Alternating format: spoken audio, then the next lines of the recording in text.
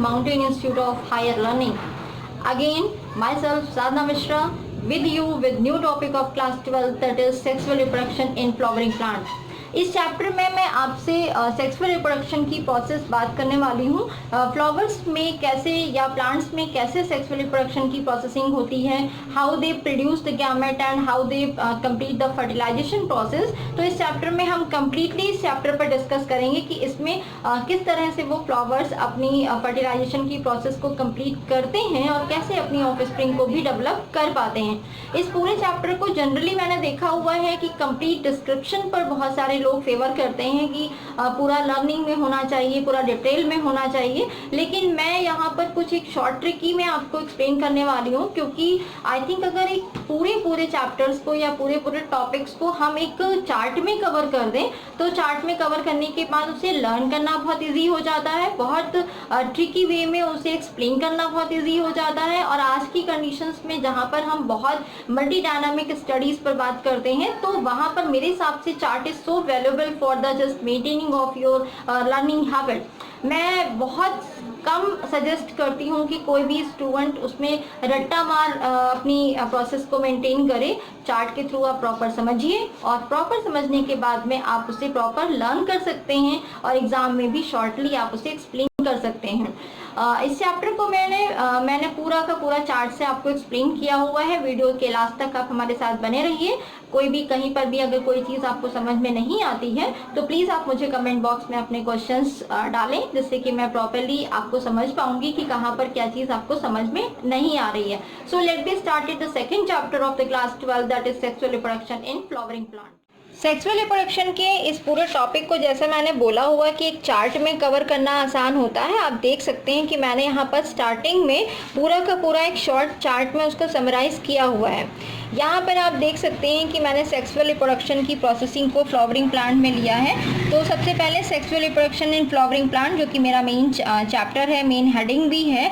Firstly it was discovered by the Rudolf Jacob. Generally CBSE में अगर हम बात करते हैं तो कभी भी किसी भी स्टूडेंट को उसके पेपर में उसके डिस्कवरर का नाम नहीं पूछा जाता है, लेकिन जब आप नीट की प्रिपरेशन कर रहे होते हैं, आप हायर एजुकेशन की तरफ मूव कर रहे होते हैं, तब उस वक्त हम बात करते हैं तो वहाँ पर सेक्सुअल बहुत सारी चीज़ें ऐसी आती हैं जिनके हम डिस्कवरर को भी लर्न हमें करना पड़ता है। तो सेक्सुअल रिप्रोडक्शन को डिस्कवर करने वाले पहले साइंटिस्ट रुडोल्फ जैकोब। अब सेक्सुअल रिप्रोडक्शन पे हम बात करते हैं तो मेन मैंने जो आपको फर्स्ट चैप्टर में ही एक्सप्लेन किया हुआ था कि रिप्रोडक्शन का मतलब ही होता है the fusion of male and female gamete. Simply यहाँ पर सेक्सुअल रिप्रोडक्शन की हम बात कर रहे हैं तो सेक्सुअल रिप्रोडक्शन का मतलब क्या है? सेक्सुअल गैमेट्स का फ्यूजन। That mean it refers to the fusion of the male and female gametes. यहाँ पर मेल एंड फीमेल को यहाँ पर मैंने एक्सप्लेन किया हुआ है कि उनका फ्यूजन किसको रेफर कर रहा है? सेक्सुअल रिप्रोडक्शन को, जिससे क्या बनता है? जाइगोट। और जाइगोट एक न्यू ऑर्गेनिज्म को डेवलप करने के लिए हेल्पफुल होता है थ्रू द एम्ब्रियोजेनेसिस। एम्ब्रियोजेनेसिस और ऑर्गेनोजेनेसिस ये टू पार्ट हैं आपके, जहाँ पर एम्ब्रियो की formation and after that embryogenesis की प्रोसेस होती है। तो ये मैं आपको पहले ही आपको एक्सप्लेन कर चुकी हूँ कि जाइगोट के बाद एम्ब्रियो की फॉर्मेशन होती है और एम्ब्रियो के बाद में ही इसमें मेयोटिक डिवीजन स्टार्ट होता है। After that it will be started to the organogenesis process और फाइनली वो न्यू ऑफ स्प्रिंग की तरफ डेवलप कर जाता है। अब सेक्सुअल रिप्रोडक्शन को जब हम फ्लावरिंग प्लांट में बात कर रहे हैं तो फ्लावरिंग प्लांट में इसकी मेन साइट क्या होती है? मीन सेक्सुअल रिप्रोडक्शन कहाँ पर होता है प्लांट में, क्योंकि हम फ्लावरिंग प्लांट की बात कर रहे हैं, इसलिए यहाँ पर हम उसकी साइट पे भी बात करेंगे। और मेन साइट किसी भी फ्लावरिंग प्लांट का क्या हो गया? फ्लावर, जो कि पर्टिकुलर जो प्रोसेस हम बात कर रहे हैं रिप्रोडक्शन को कंप्लीट करने के लिए हेल्पफुल होता है।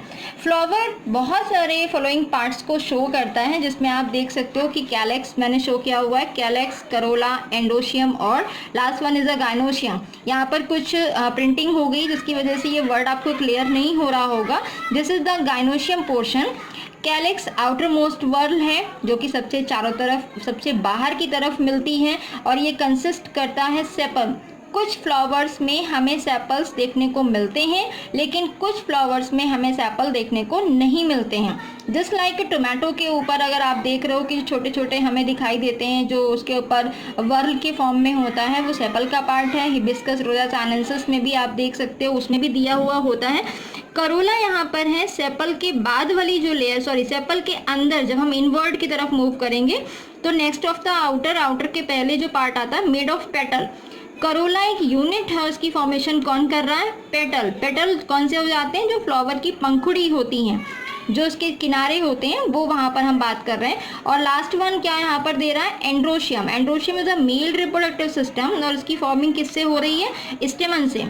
स्टेमन के टू पार्ट है, फिलामेंट और एंथर।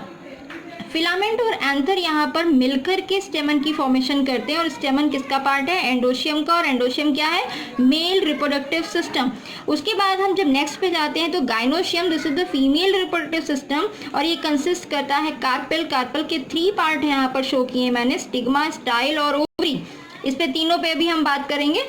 कैलेक्स और करोला जो 2 पार्ट यहाँ पर दिए गए हैं, वैसे जनरली तो ये अलग अलग होते हैं, डिफ्रेंशिएटेड होते हैं, लेकिन अगर किसी फ्लावर में आपको ये अनडिफ्रेंशिएटेड पोर्शन में दिखाई देता है, that mean one whorl is present in a undifferentiated condition, then it is known as perianth. और पेरियंथ का हर एक मेंबर उसे क्या बोलते हैं? Tepal. Clear? Okay, again I repeated this chart. Sexual reproduction in flowering plant. Firstly, it was discovered by the Rudolf Jacob and it is referred to the fusion of male and female gamete which form the zygote, and zygote is helpful for the developing of new organism with the help of embryogenesis and organogenesis. Embryogenesis and organogenesis, these are the post fertilization event जिसको मैंने पहले वाले video में बात की हुई है। तो उसके बाद में साइट ऑफ सेक्सुअल रिप्रोडक्शन की बात है तो मैंने आपको फ्लावर बताया। फ्लावर की मैंने यहाँ पर 4 पार्ट्स में इसको डिवाइड किया हुआ है, calyx, corolla, androecium and gynoecium. Calyx is the outer most whorl, corolla जो कि आपको उसके ठीक नीचे वाला लेयर है जो कि पेटल की फॉर्मेशन करता है, पंखुड़ी की फॉर्मेशन करता है। And second one is the androecium, this is the male reproductive system which consist 2 main part, filament and anther. Gynoecium is a female reproductive system which consists of carpel, that is stigma, and which contains stigma, style and ovary. Whenever calyx and corolla is present in a united condition, that means present in undifferentiated whorl, then it is known as perianth, and each member of the perianth is known as tepal. Calyx and corolla, these are also known as accessory whorl. Accessory whorl, that mean जो इसकी decoration में useful होता है उसके लिए मैं बात कर रही हूँ, यानी फीमेल रिप्रोडक्टिव और मेल रिप्रोडक्टिव सिस्टम के बाहर के पोर्शन को एक अट्रैक्टिव पार्ट प्रोवाइड करने के लिए या उसको अट्रैक्शन में लाने के लिए जो रोल प्ले करते हैं वो है आपके कैलेक्स और corolla, that's why it is known as accessory whorl. And next one is the Androecium and Gynoecium. They are also known as essential whorl. Essential because they are so important. They are so required for the flower. They are so required for the plant for the developing as well as producing of the new offspring. That's why they are known as essential whorl. Essential whorl को मैंने यहाँ पर directly explain भी किया हुआ है कि ये essential हैं इसलिए क्योंकि ये डायरेक्टली सेक्सुअल रिप्रोडक्शन में इन्वॉल्व होते हैं. ओके उसके बाद में अब हम बात करते हैं कि फ्लावर का जब हम एलएस, फ्लावर सभी ने देखा हुआ है आई थिंक. फ्लावर का जब हम एलएस पे बात करते हैं तो एलएस मैंने यहाँ पर एक फिगर लिया हुआ है, इसमें एक जो एंथर बॉल की यहाँ पर मिसप्रिंटिंग हो गई है उसको आप छोड़ दीजिए. इसके अलावा आप देखिए यहाँ पर मैंने फ्लावर का पोर्शन यहाँ पर एक ड्रॉ किया हुआ है जिसमें आप देख सकते हो ये पोर्शन जो मिडिल का पार्ट दिया हुआ है this is known as female reproductive system. मैंने उसमें आपको डिवाइड किया हुआ था calyx, corolla, androecium and gynoecium. हम इसी पे बात कर लेते हैं. कैलेक्स आप देख रहे हो सबसे नीचे की जो यहाँ पर लेयर दी हुई है कैलेक्स जो कि एक लीफी लाइक स्ट्रक्चर होता है. कैलेक्स का पोर्शन यहाँ पर शो हो रहा है और उसके ठीक नीचे का पार्ट कौन सा है? आपका पेटल का पार्ट. और ये दोनों सिचुएटेड अटैच कहाँ पर है? एक बेसल पोर्शन पेडिसल के ऊपर का पार्ट. पेडिसल क्या है? जिससे फ्लावर प्लांट के साथ अटैच होता है, यानी एक छोटा सा स्टेम जिसके थ्रू फ्लावर अपने प्लांट के साथ अटैच होता है. उसी के ऊपर का एक बेसल पार्ट है यहाँ पर which is known as thalamus. And thalamus is a platform on which calyx, corolla and other essential portions are arising from this portion. उसी के ऊपर आप देख रहे हो. फिर हम बात करते हैं एंडोशियम. एंडोशियम में मैंने बोला कि एंथर और फिलामेंट यहाँ पर 2 पार्ट हैं जो कि स्टेमन की फॉर्मेशन कर सकते हैं. यहाँ पर आप देख रहे हो कि ये एक थिन जो आपका thread like structure which is known as filament और इसी के ऊपर ही एक बाइलोब्ड स्ट्रक्चर अटैच है जिसे हम बोल रहे हैं anther. This is known as androecium. This is also known as stamen. Androecium is a unit and stamen उसका एक पार्ट है, यानी स्टेमन कंसिस्ट करता है वो, और उसके दो पार्ट यहाँ पर क्या हो गए, एंथर और फिलामेंट। जब हम फीमेल रिप्रोडक्टिव सिस्टम यानी गायनोशियम की बात करते हैं तो वो क्या कंसिस्ट करता है, स्टिग्मा, स्टाइल और ओवरी, ये 3 पार्ट हैं। और इसमें जब हम सेक्सुअल रिप्रोडक्शन की प्रोसेसिंग पर जब हम नेक्स्ट हेडिंग पर बात करेंगे तब वहाँ पर मैं आपको बताऊंगी कि कैसे एंथर बस्ट होकर पॉलन ग्रेन को रिलीज करता है और कैसे स्टिग्मा उसे कैप्चर करता है, फाइनली अपनी फर्टिलाइजेशन की प्रोसेस को वो कंप्लीट करता है।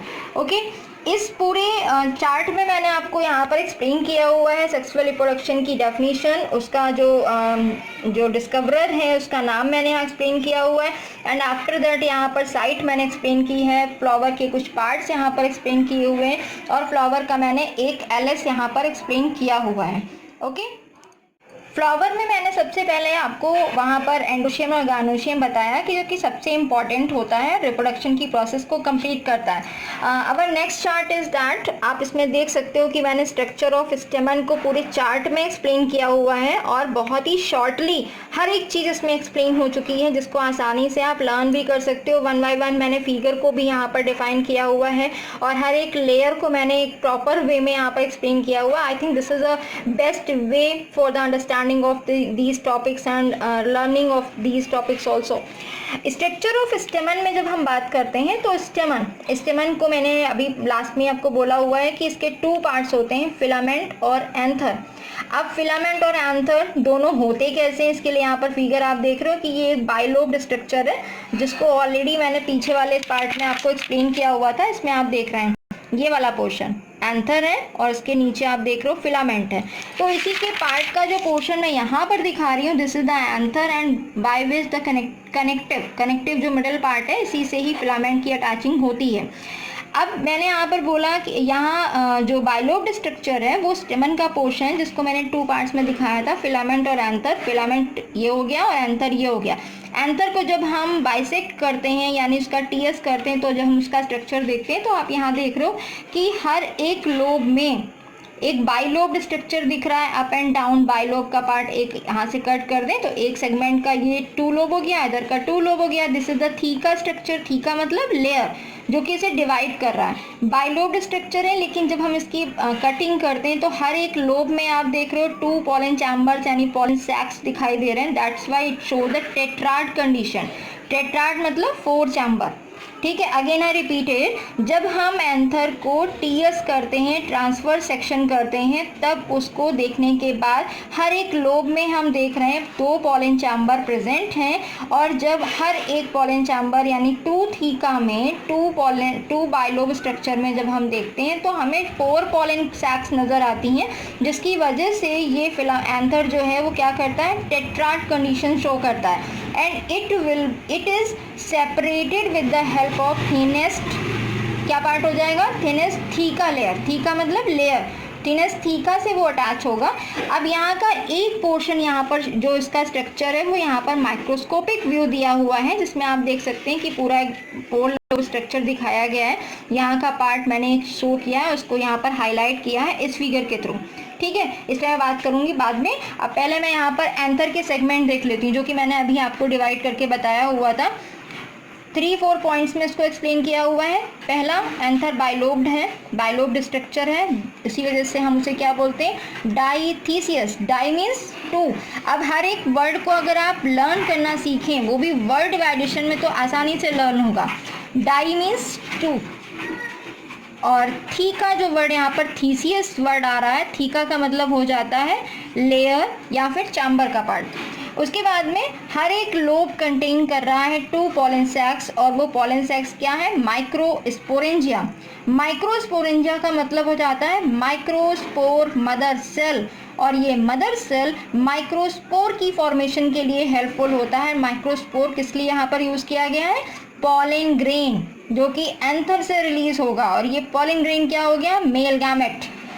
दोबारा से सुन लीजिए, बाइलोब्ड स्ट्रक्चर है कौन सा, एंथर, और इसे हम क्या बोल रहे हैं, डाइथीसियस। हर एक लोब 2 पॉलन सैक को यहाँ पर कंटेन कर रहा है। पॉलन सैक्स का अनदर नेम क्या है, microsporangia, also known as microspore mother cell which is helpful for the releasing of pollen grain.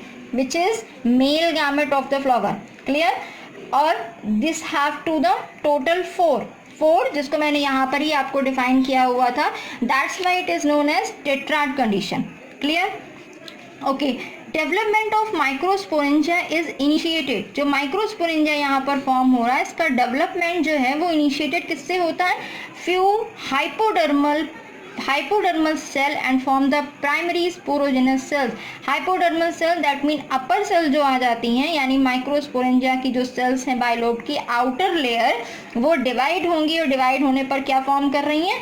Primary sporogenous cells. और उसके बाद एक पैराइटल लेयर, पैराइटल का मतलब हो जाता है आउटर, यानी डिवाइड हो रही हैं. तो जब ये सेल्स डिवाइड होंगी तो आउटर की तरफ डिवाइड हो रही हैं क्योंकि स्ट्रक्चर उसे मेंटेन करना है.